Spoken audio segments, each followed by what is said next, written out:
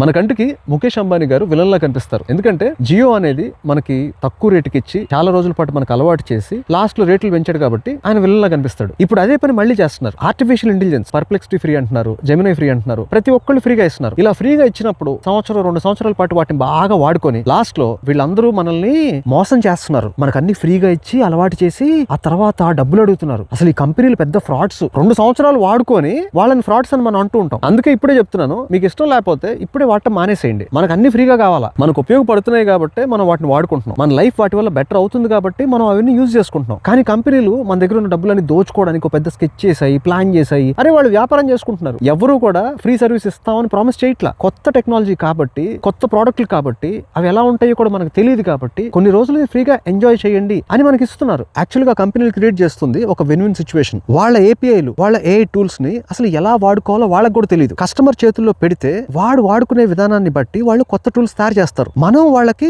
ఒక research group లాగా మనకి ఫ్రీగా టూల్స్ వస్తున్నాయి. మనం బాగుపడుతున్నాం, కంపెనీలు కూడా బాగుపడుతున్నాయి. సడన్ గా రేపు వాళ్ళని విలన్ చేయడం అనేది చాలా చాలా ఇమ్మెచ్యూర్ థింగ్ అండి. మన దేశంలో ఇలాంటి మైండ్ సెట్ ఉండటం వల్లనే ఎవరు సాఫ్ట్వేర్ తయారు చేయట్లేదు. తెలుగులో గానీ, హిందీలో గానీ, లోకల్ లాంగ్వేజెస్ వీటిలో ఎవరైనా సరే సాఫ్ట్వేర్ తయారు చేస్తున్నారా? 100కో 1 ఒకళ్ళు తయారు చేస్తున్నారు. సాఫ్ట్వేర్ కి ఎవరు డబ్బులు పే చేయరు, అన్ని ఫ్రీగా కావాలి. అందుకే మన దేశంలో లోకల్ ప్రాబ్లమ్స్ ని సాల్వ్ చేసే సాఫ్ట్వేర్లు అనేవి చాలా చాలా తక్కువ ఉన్నాయి. ఎవడో బయట వచ్చి ఇన్వెస్ట్మెంట్లు చేస్తూ ఉంటాడు. మళ్ళీ దీని మీద కాన్స్పిరసీ థియరీ. మెల్లిమెల్లిగా మన దేశంలో ఒక బ్రిటిష్ వాళ్ళలాగా వచ్చి మన దేశం మొత్తాన్ని కంట్రోల్లోకి తీసుకుంటున్నారు. వాళ్ళు మన దేశాన్ని కంట్రోల్లోకి తీసుకోకూడదంటే మనం ఇక్కడ సాఫ్ట్వేర్ రంగాన్ని ఎంకరేజ్ చేయాలి. ఎవరన్నా కొత్త ప్రోడక్ట్ తీసుకొచ్చినప్పుడు దానికి డబ్బులు కట్టడానికి సిద్ధంగా ఉండాలి. అది కట్టలేకపోయినా పర్లేదు, వాళ్ళని విలన్స్ చేయకూడదు. ప్రతి ఒక్క వ్యాపారస్తుడిని ఒక విలన్ లాగా, ఒక క్రిమినల్ లాగా మనం చూస్తూ వాడిని తిట్టిపోస్తూ ఉంటే ఎవడుంటాడండి మన దేశంలో? ఒక టూల్ ఏదైనా ఇచ్చినప్పుడు చక్కగా దాన్ని యూజ్ చేసుకుందాం. ఆ టూల్స్ ఉపయోగించుకొని డబ్బులు సంపాదించండి. ఆ డబ్బులే వాళ్ళకి ఇవ్వండి. ఈ టూల్స్ అన్ని ఒక 2 సంవత్సరాల పాటు మనకు ఫ్రీగా ఇచ్చారు. ఆ టూల్స్ ని వాడుకొని కొద్దిగా డబ్బులు సంపాదించి 2 సంవత్సరాల తర్వాత అది కొనడానికి కొంచెం సిద్ధపడండి. అంతేగాని అన్ని టూల్స్ మాకు ఫ్రీగా కావాలి,